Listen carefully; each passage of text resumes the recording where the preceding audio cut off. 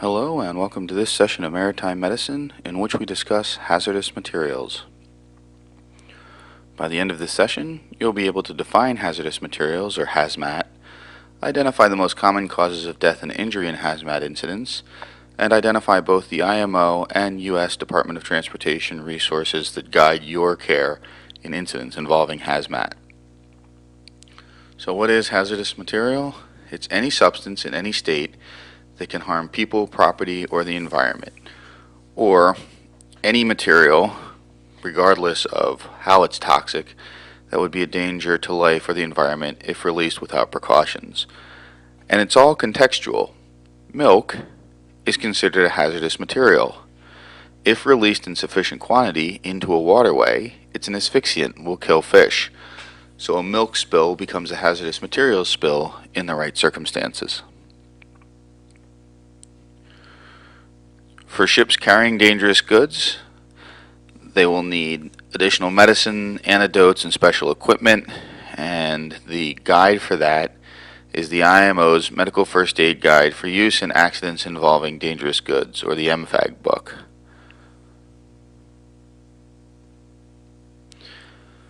Now, this is not a hazmat awareness or response class. If you're going to work on ships carrying significant hazmat, you need to know what you're dealing with, and you need special training to be able to deal with it.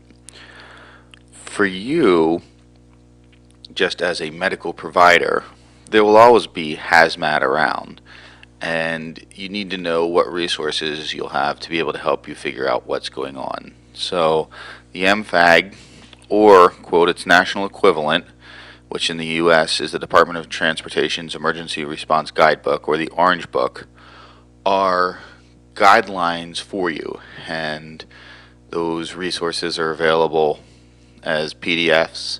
It's a current copy of the ERG, and an older copy of the MFAG are available for review, just to get familiarity with these. And ships carrying dangerous goods need to carry a copy of the MFAG, or in the U.S. the ERG. You need to know what equipment and medications are available to you, or else you're just not going to be ready if these events happen, and that's going to be problematic. So what do we know about hazmat? Well, Fresno County did a hazmat study, 1 year duration, 107 incidents, and 156 materials, and they were materials related to the local economy. And the same is true shipboard. It's not necessarily going to be what you're hauling. It's going to be the dangerous chemicals that you use on a daily basis to make the ship run. Now, the incidents involving the patients either had medical or traumatic incidents unrelated to the hazmat itself. So motor vehicle crashes, for example, or falls while carrying the material, but no contamination. And the other possibility that they found were inhalation injuries due to gas releases causing mass casualty incidents. And again, that's certainly something that could happen shipboard. Battery problems can release chlorine gas. Carbon monoxide can cause mass casualty incidents. The Agency for Toxic Substances and Disease Registry, Hazardous Substances Emergency Events Surveillance, looked at 14 states over 4 years, and found no petroleum incidents that they included in their study, because those were very common, actually, gas-related incidents. And of all the other incidents, there were 1,691 incidents with 7,756 patients. Now, looking at that, they look specifically at the fatalities, and 61 fatal incidents with 83 fatalities. Generally, employees of whatever firm or industry was responsible for the hazardous material, occasionally the general public, and concerningly, 1 out of every 20 fatality was rescue personnel. That shouldn't happen. We should be able to protect ourselves. And 1% of hazmat cases involve fatalities. But now, look at the causes. 65% trauma, 16% thermal burns. That's almost 3/4 of the events. The cause of death was unrelated to the hazardous material itself. 10% of the cases it was respiratory injury, so inhalation, and that should never happen to a rescuer because we should be using proper protective equipment. Chemical burns in 6%, and then other causes which may have been traumatic in the remaining 3%. So when we think about taking care of patients with hazardous materials exposures, we need to think about contamination, people actually getting exposed to the hazmat. So in primary contamination, that's the individual who's getting exposed to the substance. In secondary contamination, that material gets carried elsewhere and it contaminates you or your equipment away from the site of release. And this happens when patients are not properly decontaminated. And you can easily spread a hazmat incident from the original site to multiple other sites. And this is a very common occurrence, unfortunately, in emergency departments where patients are critically injured in the field. They're also contaminated with hazardous materials, and insufficient time is taken decontaminating them, and so they end up bringing the hazmat incident to the emergency department, which unfortunately shuts down the emergency department, or at least that room. And if you're taking a patient to a trauma center, you may be taking away that important resource to the community. The same is true shipboard. If you take a contaminated patient to your aid room, that's your medical center, and if you contaminate that, it's out of play until it's cleaned, and you can't care for any other patients. So how can people get exposed? Well, they can inhale gas or vapors or smoke, fumes, all sorts of ways in which hazardous materials can end up in the air. They can absorb them across skin and mucous membranes. Much less likely is ingestion, although this happens when people eat or smoke on hazmat scenes and their hands are contaminated and they ingest the contaminant. And very rarely they can be injected, although this isn't just a needle in the arm. If you have an open laceration and it's caused by traumatic injury and whatever injured you is contaminated, that in a sense is also an injection, and you end up with a wound exposure as well. So when you're beginning your care in a hazmat incident, you need to answer these questions. Who was exposed, and to what had they been exposed? So what's the contaminant, and what was its physical state? A gas poses much less threat to other people because it dissipates. A solid may be something easily brushed off. A liquid, potentially more problematic, but you need to know what the physical state was. And when did the exposure occur? Is it now? Was it hours ago? Was it days ago? Because some chemicals are persistent and others are long gone. And this mostly affects your secondary contamination risk, but also can affect the patient's potential to recontaminate themselves. And then how and why did the incident occur? That is this a pure hazardous material event? Chemical is spilled, and that was it? Or was there trauma or a fire, explosion? Was there a medical event? Did choking or asphyxiation occur? Was the exposure a simple asphyxiation, something that displaces air and asphyxiates the individual?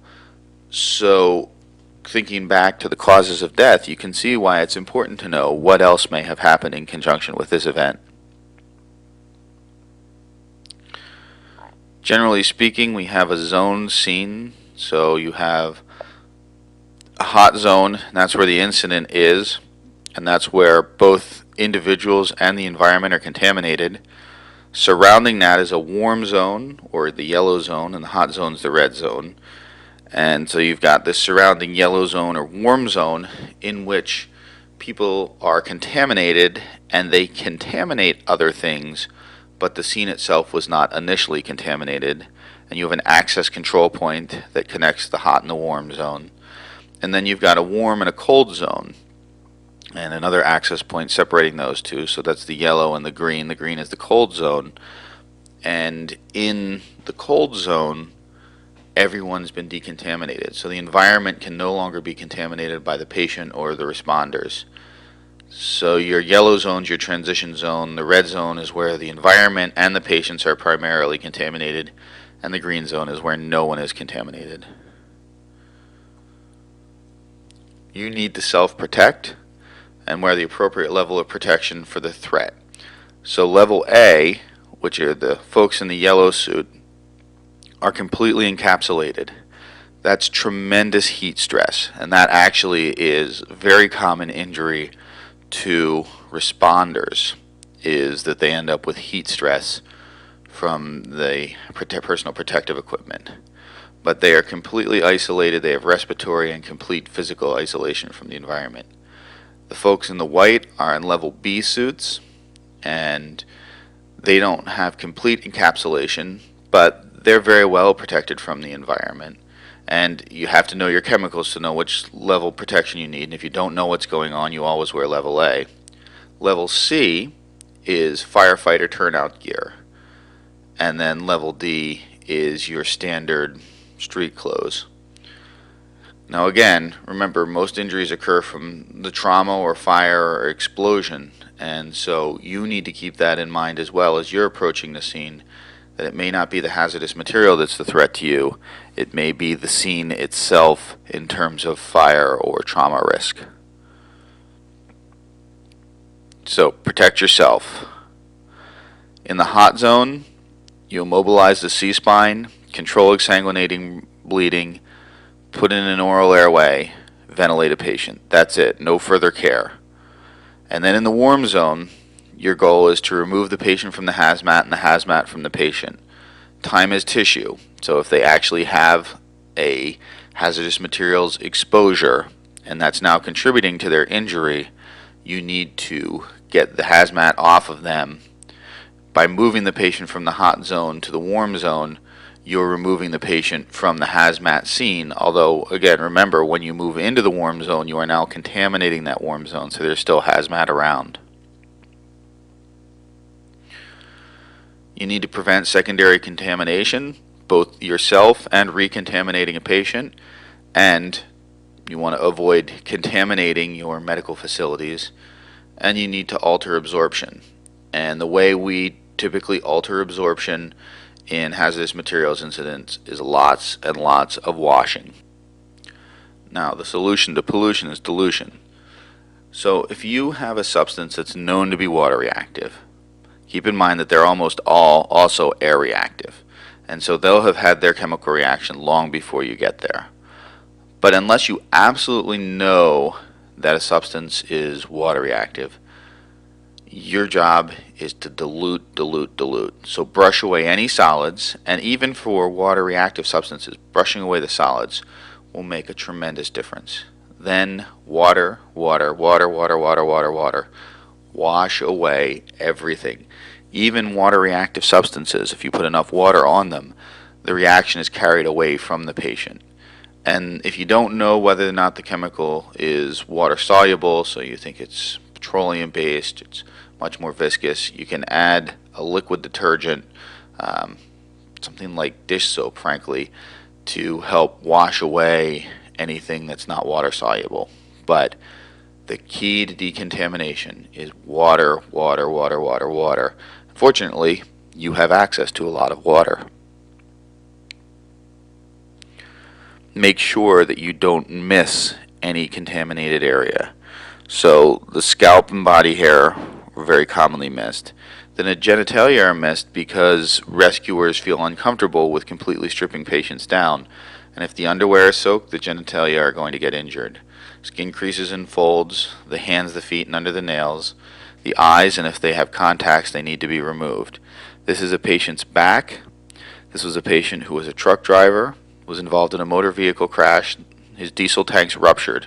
He was soaked in diesel. He was placed on a long spine board without being decontaminated, taken to a smaller emergency department where he was left on the long spine board. His clothing were not removed, and then he was transferred to a trauma center. So all total, 4 to 5 hours after the incident in which he was soaked in diesel, he arrives at the trauma center. He's rolled from the board.